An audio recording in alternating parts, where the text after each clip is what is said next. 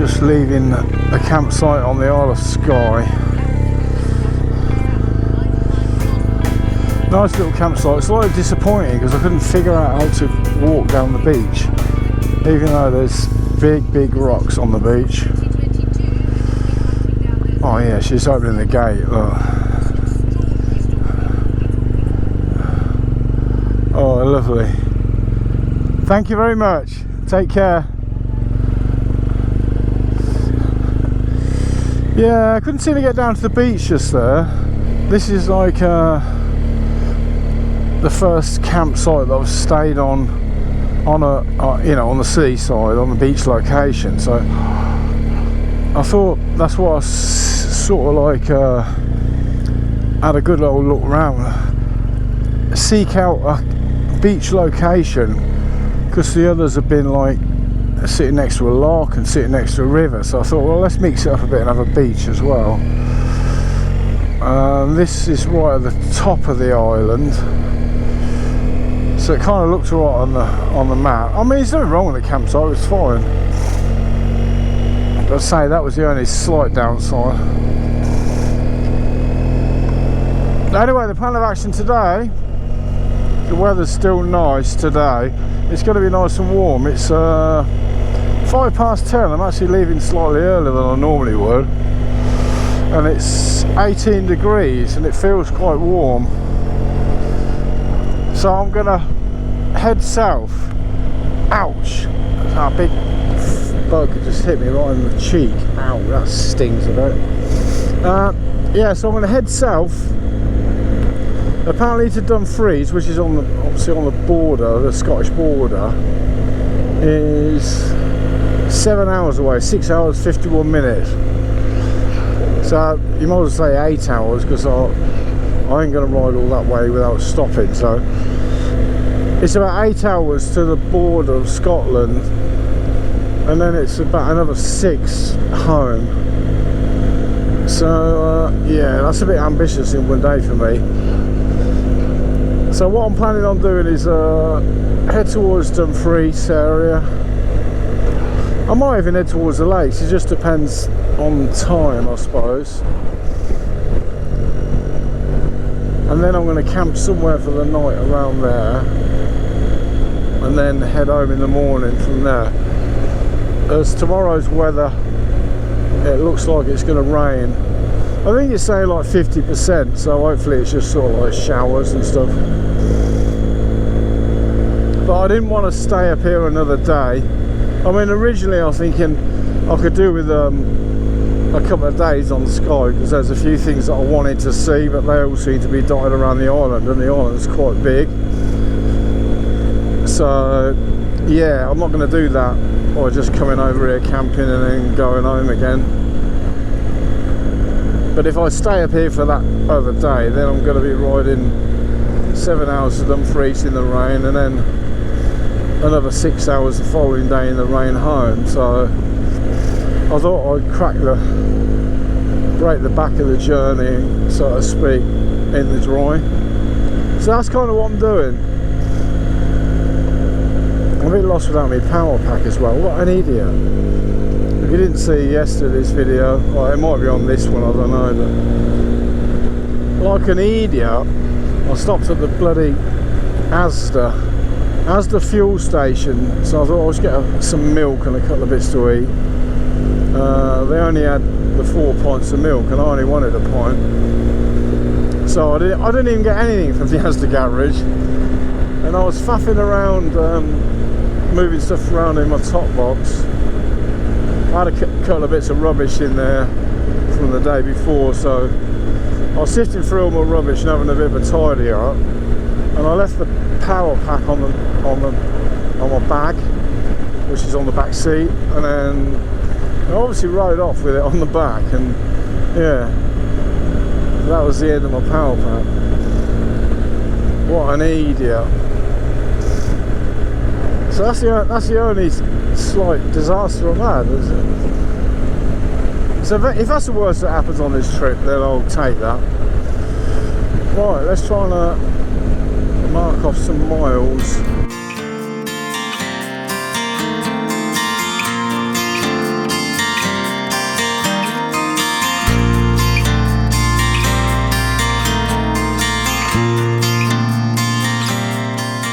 Look at that for a view. That's beautiful. I'm still on the Isle of Skye. I think I filmed that coming the other way, but it just looks like I've never seen this view ever from a different direction. I suppose I haven't. These roads are lovely. I just love the way the clouds sit. Look at that one straight ahead. Again, the GoPro will seem like it's a million miles away, but through that gap, it's straight down there. That just looks glorious. The way that cloud's sitting there, and it's just being illuminated by a bit of sunlight through the gap.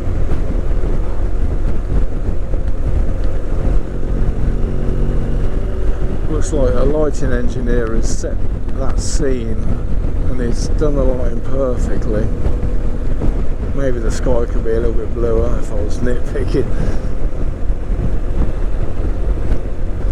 Yeah, there's a lot to see here, and unfortunately not enough time to see it all. But never mind, I can come back, you know. See, I looked at that campsite there on the way up and I thought that might be a nice place to stay. But that beautiful looking lock there, whoops, this is what I shouldn't look at too much stuff, because people turning. Yeah, there's like a burger van looking place there. I mean, this is stunning, isn't it? Look at it. Beautiful little river. Excellent loveliness on the Isle of Skye.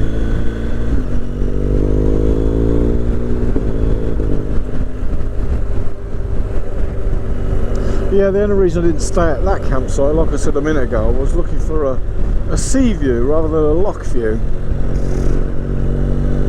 But on reflection, that one would have been better than the one I stayed at, I think. But look at this for a scenic view.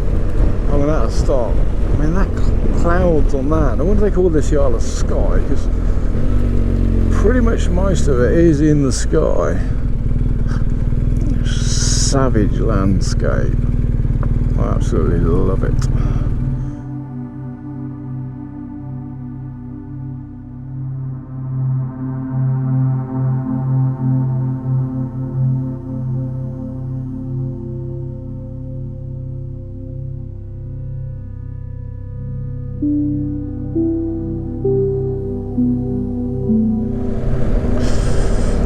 Everywhere you turn, there's just bits like that. Oh, what's that disturbing the water? Is that a rock or a big fish?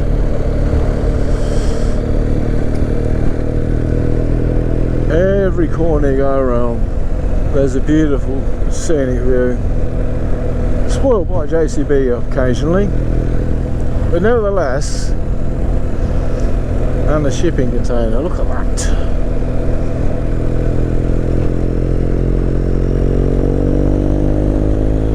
Beautiful.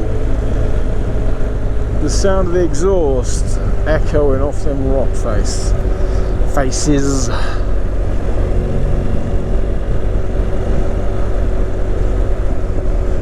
Now I'm looking at this like I've never seen it before, but I did ride literally the other way to get to Skye, so I'm coming back on the same road. Only because I think you're limited on main roads around here. That looks a bit second hand, that boat. So I'm coming back the way the sat-nav says. I could have put it on like twisty roads, but I think it's going to take me forever if I was to do that. And these are twisty enough, these main roads. So it's a glorious day still. And it's not going to change with a bit of luck. Nothing's ever 100% in Scotland, but according to the weather it's going to be dry, as I've already mentioned. I'm obsessing over the weather still.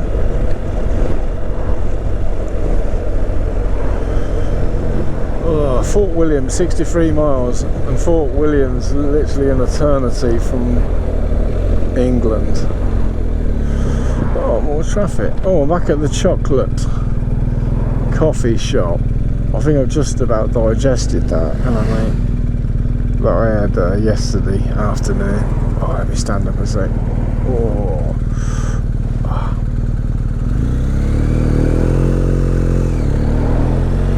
Worth a stop if you like chocolate and you like fancy expensive chocolate, then that's definitely worth a stop off then. Hello mate. Glen Shiel coffee and chocolate.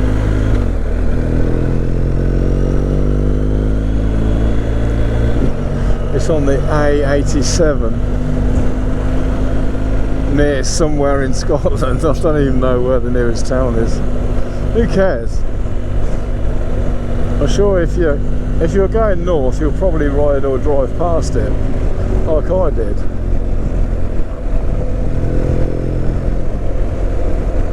For the fear of repeating myself, go on, I'll repeat myself, why not? I did see that. It was on somebody's video. It might have been a Henry Cole show actually, when he done ride around here. I think he stopped there. That must have been the place. I mean, how many chocolate shops will there be in Scotland, in the Highlands, in the middle of nowhere? If you know of any others, let me know, but I'm assuming it's a rare occurrence. Look at this. All of a sudden you feel really small when you're going through this tree-lined roads with that huge mountain in front of you, looming down. Suddenly this GS doesn't feel as big.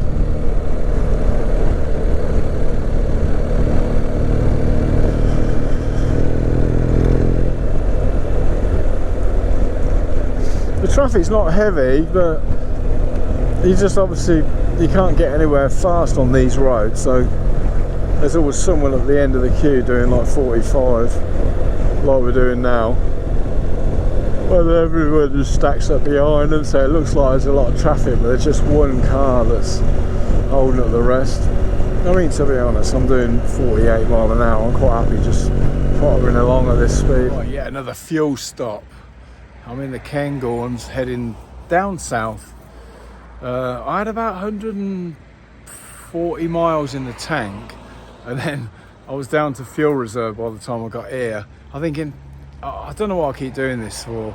If you have half a tank, fill up. That's all I'm saying, because that's the second time now I've been in reserve with no sign, because I'm out in the middle of nowhere, that there's going to be a service station. But yeah, I'm going to have a coffee and a highly nutritious steak, babe.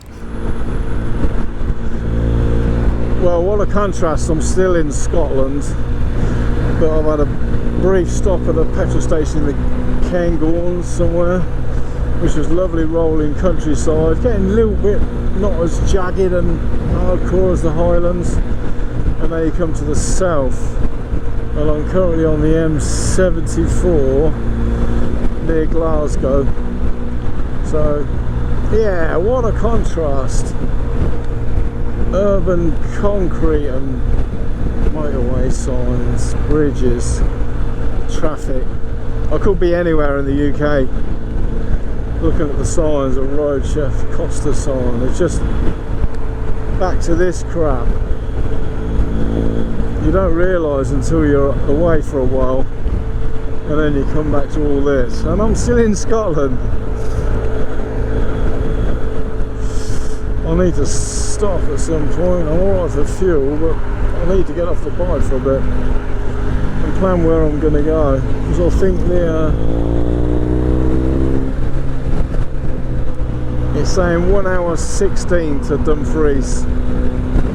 So what I tend to do is put Dumfries in the sat nav, head to the general direction, then find somewhere to stop and Google a campsite. Hopefully, stay there please, Mr. Milk Float. Hopefully not the same campsite as I used on the way up. Not that there was anything wrong with that. Just a nice change of scenery every evening is nice. So yeah, we'll see where we end up in a minute. This is the last camping night under the Scottish sky on this trip. I've come from the Isle of Skye and I worked my way back down to Dumfries area on this little campsite I'll put some drone footage up as well, standing that way around for the sun. I'll put a bit of drone footage up so you can see the campsite. Can't remember how much it was. The campsite's shut. I had to ring a number on the door, and the guy said, yeah, just pitch up in the field, I'll come and see you in the morning. I think he said 25 quid, I can't remember. Anyway, it'll be round about that sort of price. Looks a nice quiet site, lovely nice grass, kept nice and short. Sea over there, nice and quiet. The sea's a little way off, so I'm thinking, do I traipse down there? I can't be bothered tonight. I left Skye at about 10 o'clock this morning, and it's now about, well, it's about 7:30 at night when I got here. It's probably gone 8 o'clock now, 15:15, something like that. So I'm knackered. It took me quite a while to get down here. I did have plenty of stop-offs, so I took some photos and had a coffee, then I had another coffee, then I had something to eat, then I got some fuel. You know what it's like. So yeah, it took me about 10 hours to get here. So yeah, I'm pretty biked out. The weather's been fine all day long. It's been pretty much like this. So yeah, it helps me enormously doing these trips, that I can just basically leave on the drop of a hat, pretty much, as long as I've got nothing booked in for the following week, which I hadn't got nothing booked in for this week work wise.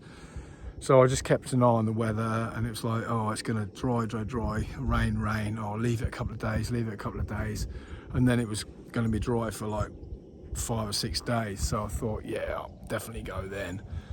I mean, it's not so great. I've had 1 day of rain, didn't enjoy it, but hey-oh, it's Scotland, isn't it? So I'll put it a 1 day of rain for, 5 days of gloriousness. So yeah, this is the last leg. Then I'm heading off in the morning.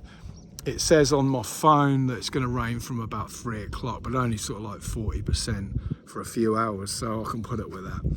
So probably about 5 hours to get home. So I'll probably leave tomorrow morning, not too early, 10ish maybe. But yeah, I'm just going to settle down, have a cup of tea and make some food. Is my kettle boiled yet? Not quite.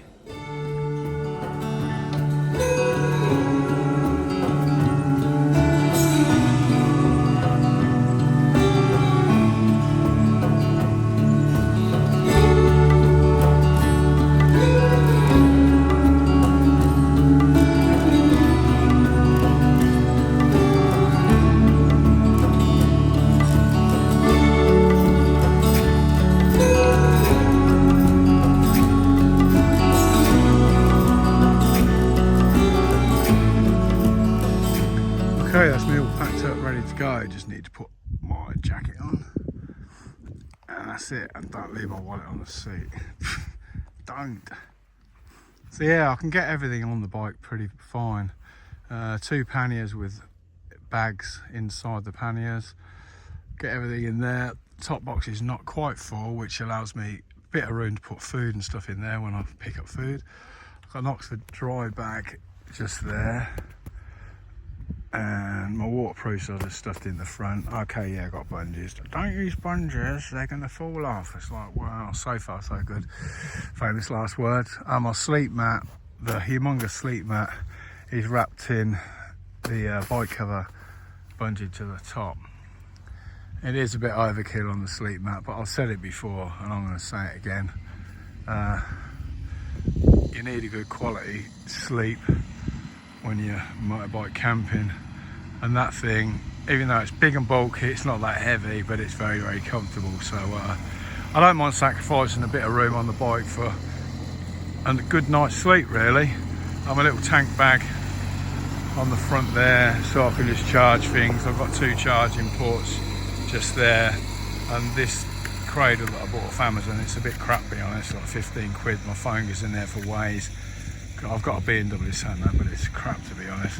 There is 2 charging ports on the side as well. So in theory, I can charge 4 things at the same time. Whether my battery will be complaining if I do that, I don't know. But yeah, I can charge my batteries on the go in there. So I'll put my GoPro batteries, my Insta batteries, and my drone batteries, and I'll keep flicking between the 3. I was charging my battery pack as well until I decided to throw it down the road. So yeah, that's that. The cardo that's on here, that gets charged with a little solar panel, and so does my little battery on the air vest, which I'm currently wearing. They charge up on my little tiny solar panel. They charge up within an hour, to be honest. I put that out this morning as I was packing the tent up at 25% battery, and now it's full apparently. So yeah, it just makes life easier if I just do that with a little solar panel. That's it. Yeah. So I'm off home now. Not looking forward to the N6, to be honest, but no pain, no gain. Scotland, you've been amazing. I'll see you soon.